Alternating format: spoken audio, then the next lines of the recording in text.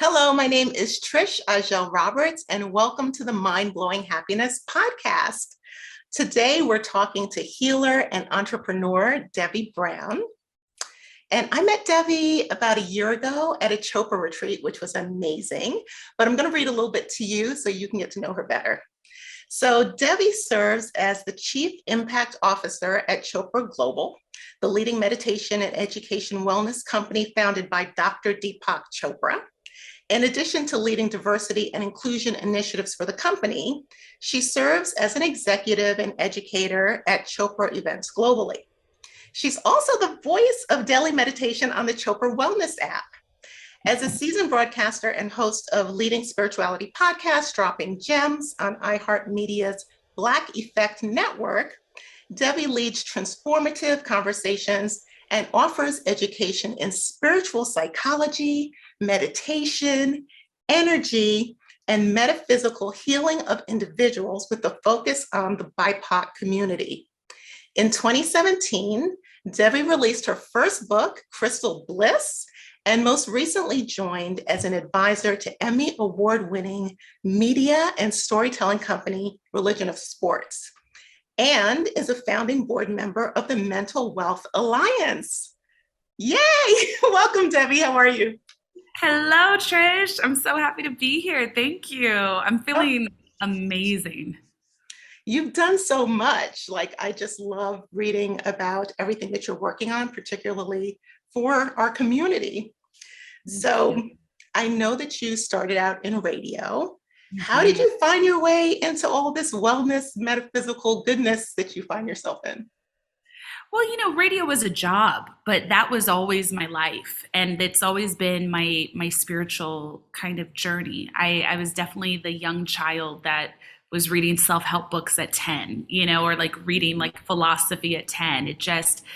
I've always been inspired about humanity and kind of just observing humanity, observing the different social systems and family systems that I found myself in. And so I think early on, I really recognized that my brain and my heart were always kind of moving at a seeker's pace. And at a young age, life is just so funny, right? Because like we think so much in career terms. And I think as a kid, when it's like, who do you want to be when you grow up? Yeah. I had these very specific two lenses where I said, I want to be a broadcaster and I wanted to be a child psychologist. And somehow it made, those were the terms that I gave, but it made perfect sense because, in this moment of my life, I'm now fully in wellness, but I still have amassed all of these skills from 15 years in broadcasting and using my voice in different ways. And it just always adds up perfectly in divine flow. So I think, I formally left my radio and TV life as I knew it in right around 2016, right as we were going into 2017. And I just felt really called that I can't spend my time doing this right now in this way. I have to give all of myself over to this new thing that I'm birthing. And so then I took what was happening constantly in my private life and what I was doing outside of my workday. And then I just fully stood in the light of that knowing and that calling. So the seed, it sounds like the seed was always there. It wasn't like a particular catalyst that made you shift gears. Well, I think there was always many catalysts, but I'm never someone who found my identity in anything that I've done for work. I've done a lot of things. And it's always been about following my curiosity. So I think for me, the seed was planted from a variety of things, investigating my own trauma, being on my own healing journey, starting, 10 years ago, going on retreats, formally learning how to meditate, then doing different teacher trainings and a variety of things. I had amassed several certifications before I ever even conceived of leaving the broadcasting world. I just knew I was called to. And so I think over and over again, I was having many catalysts, but I learned a really valuable lesson in retrospect around the time when I was like 22. I had this fast rise in the broadcasting world, and I was like the youngest music executive in the country, the youngest woman music executive in the country. I worked in LA radio, which in that industry, it's a huge market. And so I remember I had this experience where at my first radio station, I had got really, it was a very traumatic experience, actually. I had got let go. I had been laid off at like 22. And it was this whole thing. It was a very toxic corporate culture, toxic HR department. And I immediately learned a lesson at 22 from having been on this really big high at a very young age to then saying, oh my God, what am I going to do? I made a decision at that age that I was never going to lead with my career again. And so even at that time, I'd stopped walking in rooms saying, I'm so-and-so, and this is what I do, or this is who I work for. Or so I was able to learn that lesson at a young age and get a lot of reps up in leading with my individual worth, irregardless of what job title I held or what company I was kind of tethered to. And I think, looking back, I didn't understand how profound that would be for my life, how necessary that would be for my path. But it meant everything. So when it came time, even flash forward 10 years to when I decided, you know what, I don't want to work in this way in this industry anymore. And I'm going to take a chance on myself and do something I've never done. I was really allowed to kind of come into that knowing with quite a bit of ease, which I'm really grateful for. Yeah, it's such an amazing lesson to get at a young age, because I've come to, learn and even know people who work for a job their whole lives. They identify completely with the job. And then when they retire, or if it's a situation where they are let go from work, they don't know who they are. Like there's there's no other compass for their identity. So yeah, that's really powerful. Yeah, totally. Yeah. So today I'm so excited because we're going to be talking about generational trauma, or what, sometimes you hear the term intergenerational trauma. And the funny thing for me researching this, Debbie, is that I've heard that term and I always thought, oh yeah, that's something someone else is dealing with until I started reading it. And this is my life. Right. I had no idea. So I'm like so into this now. So just kind of a quick definition, and I don't know if you have anything that you would say that's different to this, but basically, generational trauma is trauma that goes from one generation to the next. I don't know if you have anything to add to that, but how did that become a focus for your work? Like, my gosh, thank you for this question. I had always been noticing patterns, right? Like you see different things in your family system, or different things even, through storytelling that's told on the bigger scale, where you'll see a grandparent, this happened, for the parent, this happened, for the child, this happened. And you start to see these threads if you really look, closely, if you commit to observation. And I think the more that I was working in this world, and the more that I was kind of investigating my understanding of higher consciousness, my understanding of healing, you begin to make those connective bridges between your thoughts, and you begin to really then kind of also take that thought from being inward to focused outward, and seeing people that you know really well, or different intuitive hits you got about something that as years passed you saw play out in a certain way. And so a lot of that was happening for me. And this is some years ago, I started having these big breakthrough epiphanies in my own life about that observation. And then I started really looking at BIPOC communities, specifically within the United States, as it relates to systemic oppression, racism, colonialism, and slavery. And you start to see, so often, and these conversations are just now really expanding, but, at least within the African American community, from my purview, there were these conversations that you'd hear a little bit, right, about broken family homes, broken family systems, one parent households, and the effect. And I got really curious of like, why is our intimacy so broken down within our family systems? Why is it that there is this, surge of single parent homes? Why are mothers and sons having disconnects? Mothers and sons, why is there not a lot of embodied joy and safety and love, right? And I Mhm. started looking at that at a much younger age, not knowing what the answers were, how to find them. And then I started studying and I started really just being in observation of it. And you start seeing these connections of how, African American households we've never had the opportunity to be in wholeness at a mass scale. You always have your outliers, these Right. outlier families that have served as the inspirational posts, or the outlier relationships that have served as that. But I really started breaking down and understanding, the effects of hundreds of years of brutality, hundreds of years of no ability to rest, hundreds of years of not being heard, and what that does to the human psyche. I think that's it there The too. human Yeah. heart. Hmm. Yeah.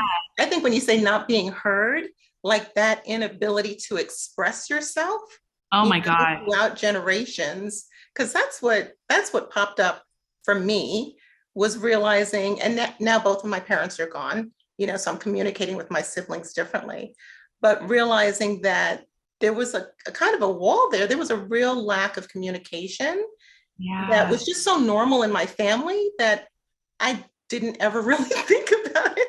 Yeah.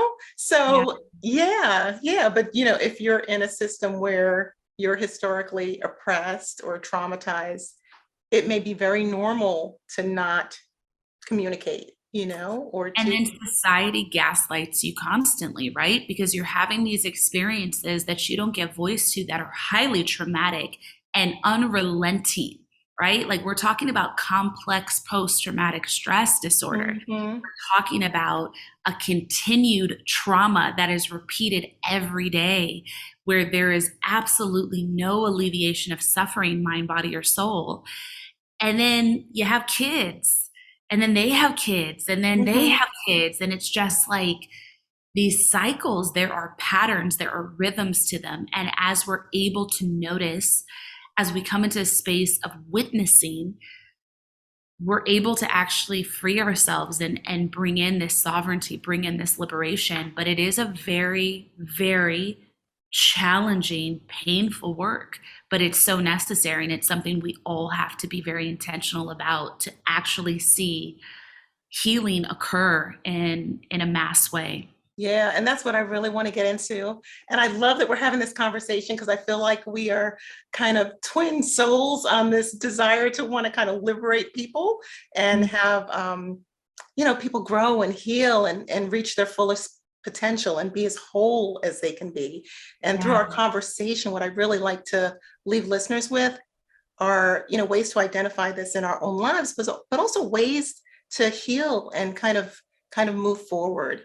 So when I was looking at doing a little research, I found two ways that this kind of shows up, or two kind of main categories. So one is in like the habits and the behaviors of people. And then Mhm. the other one, I don't know if you're familiar with the epigenetics, like Mhm. actually trauma appearing through, the DNA, through physical, Oh, 1,000,000%. which is, Yeah. isn't that insane? That's like so intense. Like that just blows me Yeah. away. Yeah, that's one of the biggest things when you're on a healing journey, specifically to remove this kind of dynamic from your system, internally and externally. It's it, it makes it very clear why you have to have a holistic approach, why maybe cognitive therapy alone isn't enough, or maybe Yeah. some other kind of therapy alone isn't enough. Within epigenetics, it's really about, and there's many books that are starting to come out about it. And then there are some OGs, like The Body Keeps the Score is a Yes. great book that Mhm. explores that. Or my dear friend Resma Minikim has a book, The Quaking Yeah. of America and My Grandmother's Hands, and My grandmother's hands, yes. Hmm.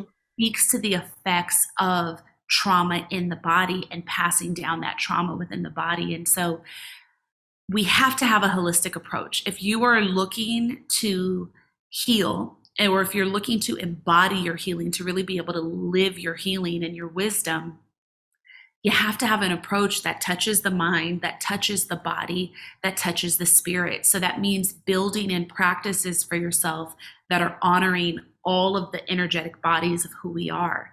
And so something that I recommend for people, especially as you get started with learning how to be inside of your body. And that concept is a really, really important concept to spend some time with. It's like so many people don't realize that you actually don't feel connected to your own body. And I started observing that in people when I started teaching meditation. And I remember in early teaching I was doing, I was speaking at this event that was for only women of color. And I walked in this room, and it was in kind of a more of a corporate space. And I sat down and I started teaching. And, you do what you do when you teach meditation.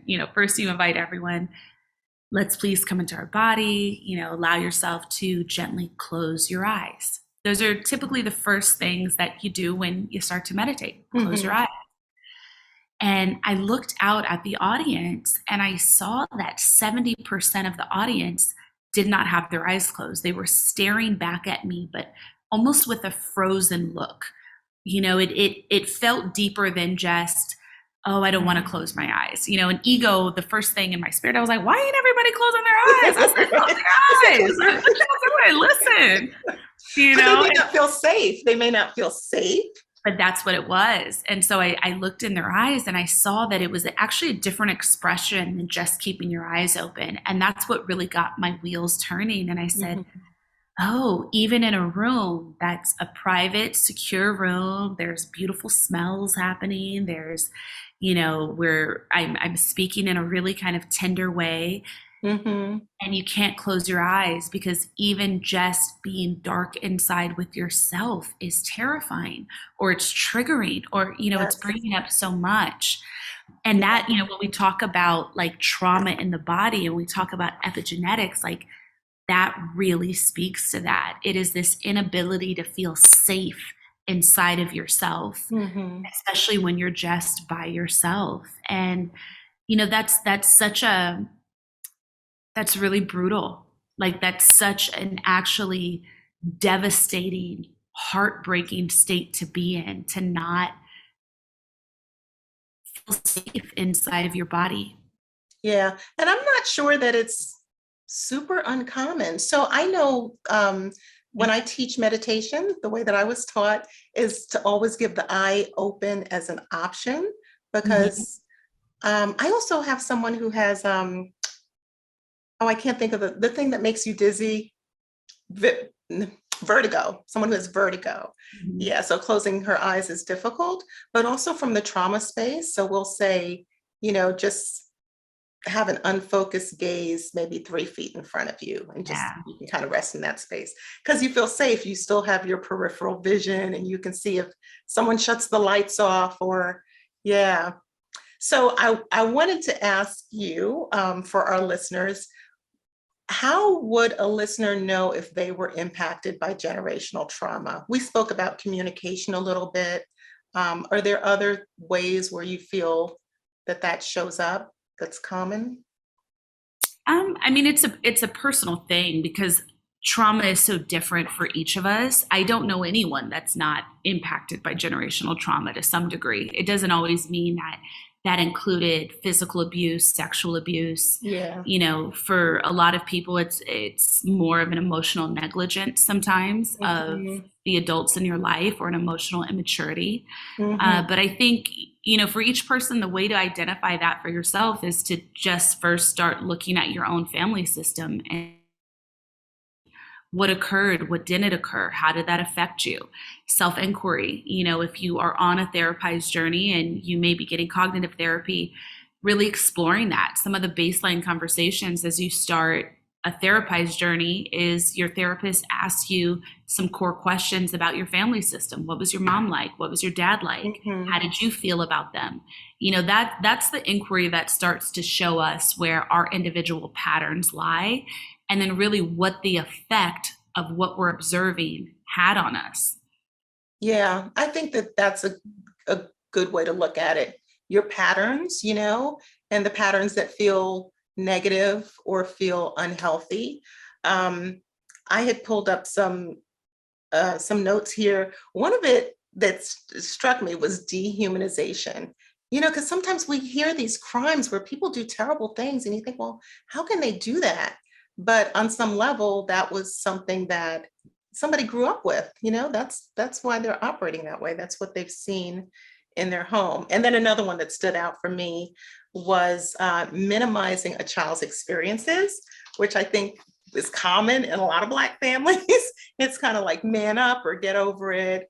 And I guess that can often come from the parents feeling that their trauma was bigger than the child. So like, get over yourself. You're not walking to school barefoot or carrying, you know what I mean?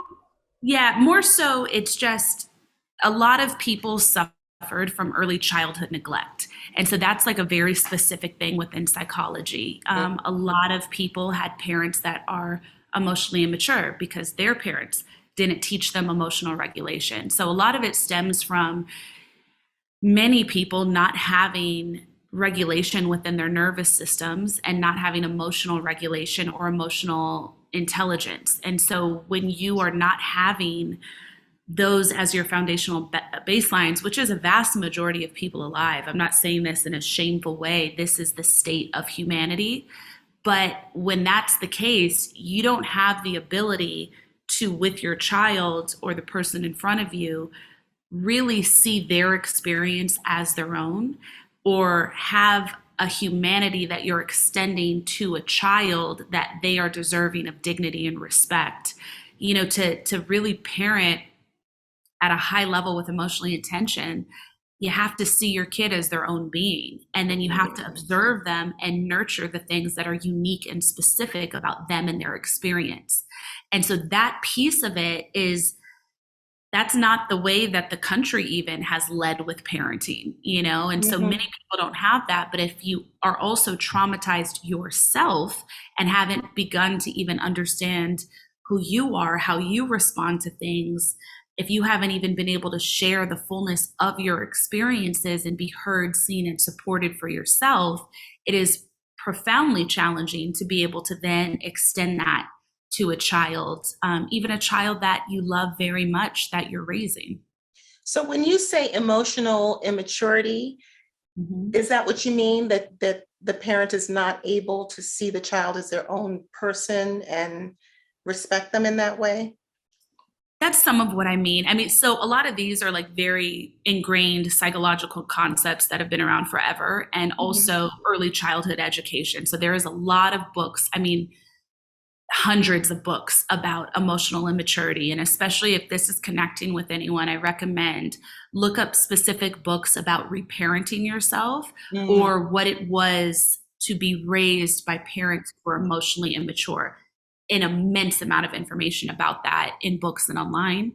But yes, that is, parents that are emotionally immature, what that really is saying is that they have not learned how to process their own emotions. And one of the base functions of parenting is you're teaching your child how to have a human experience, how to be a human, how to feel, how to understand. You're laying the electrical wiring for all the ways that they'll be able to communicate and move in the world. And so many parents, but especially within the BIPOC community, may not have had all of those opportunities because of everything externally that was happening to them and has been happening for hundreds and hundreds and thousands of years. Yeah. And then when you talked about regulation, so I've only learned recently about regulation and dysregulation. Do you want to talk about that a little bit? Do you want to explain that? Sure. So, being regulated internally is the goal of mindfulness. And so coming into any kind of mindfulness, what you're doing is you're learning how to check in with yourself, to be aware of yourself, to be aware of your body, to check in with your body, and then to regulate so that you can be in choice with yourself of what is the best choice for you, for your life, for how you want to feel. And so one of the baselines, especially of beginning to meditate, is it helps regulate your nervous system, and it creates within you an ability to reconnect to calm, to reconnect to peace, or to experience it for perhaps the very first time. But all of those things, that holistic view of the ways that we can regulate ourselves with different practices, that's what allows us to heal. That's what allows us to transform, to grow, to renew. Yeah. And I have been in not so great relationships in the past where I might have been talking to someone and then they got angry and they snapped and it was like this rage, you know? So just to give kind of the counter of that, the idea of somebody being dysregulated could mean moving from one emotion to another emotion so quickly and so out of control. You know, most of us have seen that somewhere before, but didn't have the language for it.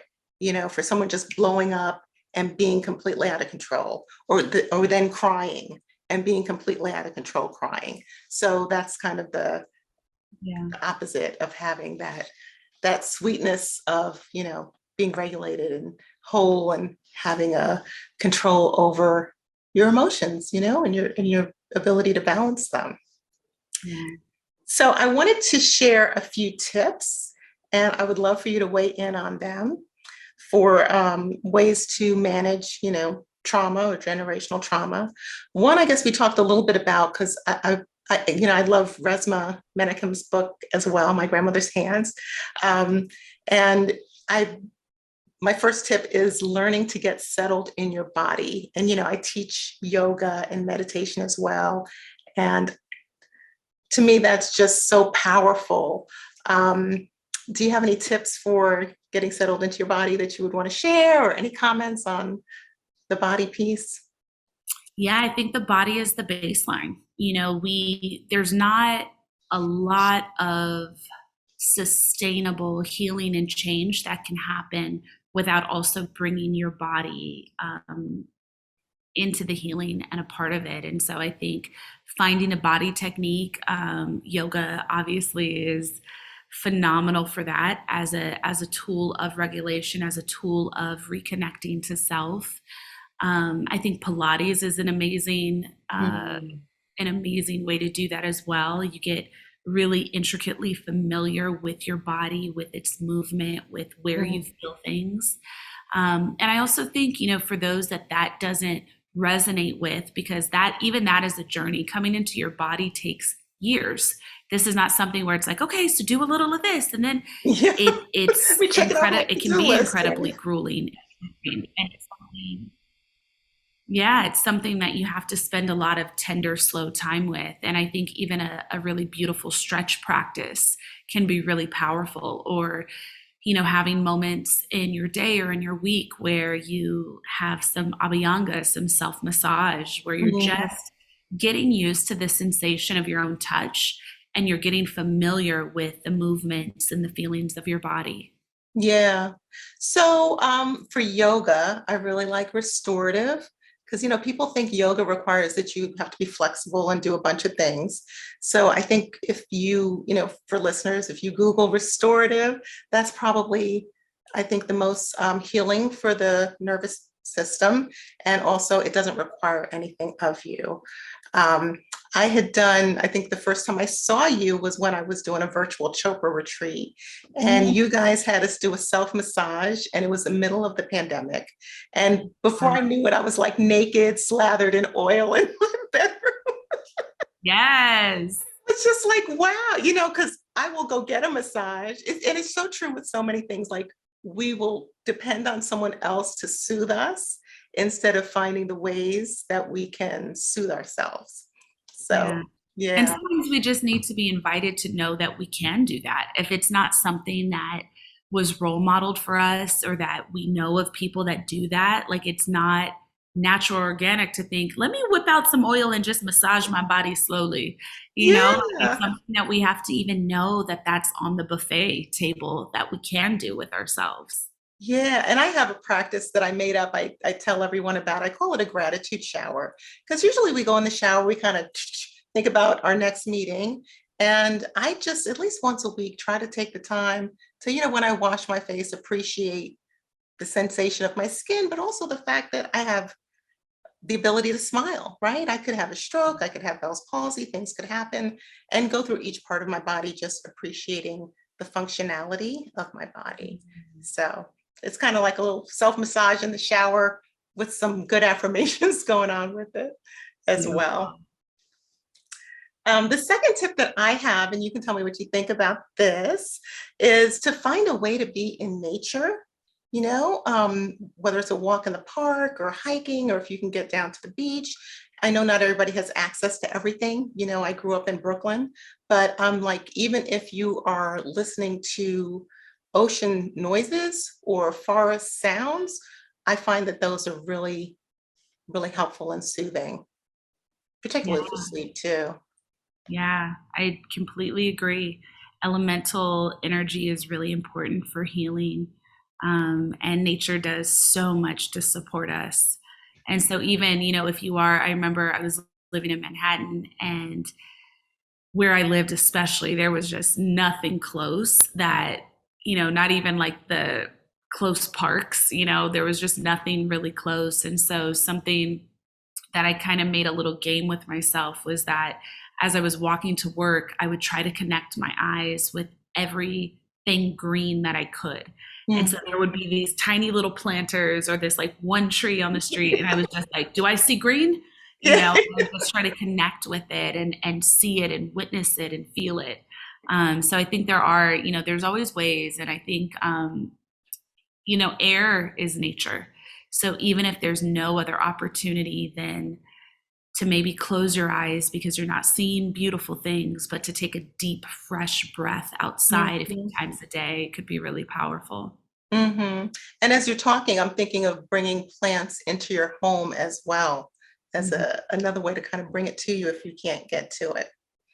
And then the third thing that I wanted to share with listeners is just getting into conversation. And we've spoken about some great books that you can access. I would also encourage, well, you talked about therapy as well. I have my therapist on speed dial if I need to talk to someone. I think it's so important to have a team. So whether it's a therapist or a coach or books or podcasts, just having that conversation. Yeah, well, you got to build your toolkit. Exactly. And for each of us, it's going to be slightly different, but it's about, I think, identifying that you have needs that are being unmet right now, and then really kind of sitting down and getting curious about how you can meet those needs and what are some tools to pull into that toolbox. Yes, I love that word, curious. I think that is kind of the spice for the journey, that curiosity. So trauma, from what I was looking at with generational trauma, I was surprised by a few things like anxiety, depression, I think are things that are familiar. But when chronic pain came up as a potential effect, I was a little surprised by that. And I was a little surprised by diabetes as well. Of course, heart disease is kind of common as far as being associated with trauma. But I just wanted to make sure to make those points so that people understand how important it is to work through, not just for your mental health and feeling happier, but also for your physical health and your ability to kind of live longer and do the things you want to do. So before we wrap up, are there anything else on your heart that you want to share? Any tips or on the topic? Yeah, I think everyone just needs to get curious about themselves. I think there's a lot in mindfulness that's like tips, tricks, hacks. But the thing is, unless you do any of it consistently, and unless you also get present enough with yourself to see what your needs are, it's going to be kind of like everything else in life, moving through the motions, but not letting yourself really feel it, not letting it change you for the better. So I think for everyone, as anyone listening is really connecting to what are some ways that I can really show up for myself more deeply. Get curious. There's so many tools. There's so many modalities. There are so many belief systems. And they all have so much depth and merit and beauty. So it's not about necessarily what you do, what lineage you connect to, but it's really about, can you get curious about meeting your needs? And then can you get present enough with yourself to take the time without judgment, without kind of anxiety inducing urgency? Can you take the time to just start slowly unwrapping different things that you find and seeing if they fit. Notice when they don't, cast them aside, then look for something new, but get really curious, get playful with building your practice and build the support, have more conversations about yourself. Journal, write down your thoughts. If therapy is a part of your journey, connect with your therapist and ask, look into somatic therapy as well. What are some things that you can do to support your journey? And especially for those that are in an awareness that recognize what some of their pains and traumas might be stemming from, really get intentional about showing up for that. And now, for the first time in human history, more than ever, there is information everywhere. So depending on what your trauma was or potentially what abuses you may have experienced, really Google those experiences, read about other people that have had things similar happen in their lives, look into more modalities and more healers and more facilitators and practitioners that can help you meet those needs. Because it's not just one thing, and it's not just 5 tips in a magazine article. It is a lifelong journey. And, deep healing, like the way I've observed it with clients and myself and in the world, it's like you're really locking in to a 2-year journey of being incredibly diligent and plowing through things before you fully feel all of the effects and all of the freedom. But that can be actually really fun and really inspiring to be on a journey like that and really know it's not just a weekend of vision boarding. It's not. It's not. It's a lifelong journey. Yeah. Yeah, it's a lifelong journey. Go slow, and you can take breaks, and you can ask questions, and you can make mistakes, and you can keep going. Yeah. But I heard something in there besides be curious. What I'm hearing is to be open. Yes. And I think that sometimes, especially in the Black community where 99% of us were raised Christian, that sometimes, you might hear yoga and, oh, I don't know if I can do that. Or you might hear crystals and say, oh, I don't know if I'm supposed to do that. Or pulling cards, or, you know what I mean? So that's what I was hearing. And I would agree with that. Well. And you have to stay open to all of it, right? And Christianity is a viable path, but there's more. It's never just one thing, So it's like, something I always say, because very, very early, like when my book came out in 2017, and when I was doing a lot of speaking around the country in like 2015, there was the way that people would approach me with questions or things. It was like I needed to substantiate or I needed to convince. And something I've maintained since then is I'm not here to convince you to take care of yourself. I gain nothing from it. I'm here to show you what's possible, but I can't fight you on your trauma. I can't fight you on your beliefs. And I can't say the exact thing that's going to convince you to, quote unquote, do something my way or a different way.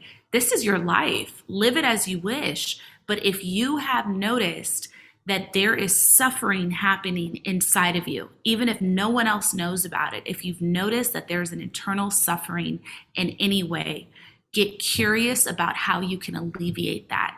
Whatever possible belief system, whatever possible practice, and then just see what works for you and change it in a way that suits your needs. But this isn't about someone convincing you in just the right way so you finally take a chance on yourself. This is your life. You have to be in the driver's seat co-creating that. There is a multitude of information out there, but you have to be in choice too, and that is uniquely yours. Yes, I love it. Thank you, Debbie. You're so welcome. Amazing. So before we leave, do you have any projects coming up? Where can people find you? Yeah, I would definitely encourage everyone check out my podcast. It's called Dropping Gems. And then just recently, I did a documentary with Deepak and also with NBA All-Star Draymond Green. And so it's a really incredible documentary that is now available on Amazon Prime. So it just came out. Highly recommend, especially July. Name? It's called The Sessions. The Sessions. Yeah, okay. So I will put all the links in the show notes. Yeah, absolutely. Okay. Anything else, or you I got mean, dropping so many gems things. sessions? Yeah, I'm working on so many projects all the time. I'm in the midst of working on another TV show. I'm writing another book. I'm building an education system. My hands, I work nonstop. But as I announce things and as I get ready to share them, everyone can just connect with me on Instagram at Devi Brown. Sign up for my newsletter. I share so much every single month on there. But yeah, I'm always working and I'm always in my dharma and sharing accordingly. Well, thank you so much, Debbie. You're such a powerhouse. I'm so glad you took the time to talk to us today. And I Thank encourage our listeners to check out some of the resources we discussed here. I'll put them in the notes. Take the time to love yourself enough to work on your own healing. And I hope you all enjoyed this episode of the Mind Blowing Happiness podcast. You can visit trishahjelroberts.com and hit the start here button to learn about my new Transforming Anger 5-hour online course. You can schedule a free 30-minute consultation with me, sign up for the Mind Blowing Happiness Circle, or download my book club Leader's Guide. I wish you all passion, purpose, and the realization of your fullest potential. Thank you so much, Debbie. Everybody enjoy the rest of your day and may your journey be juicy. Awesome.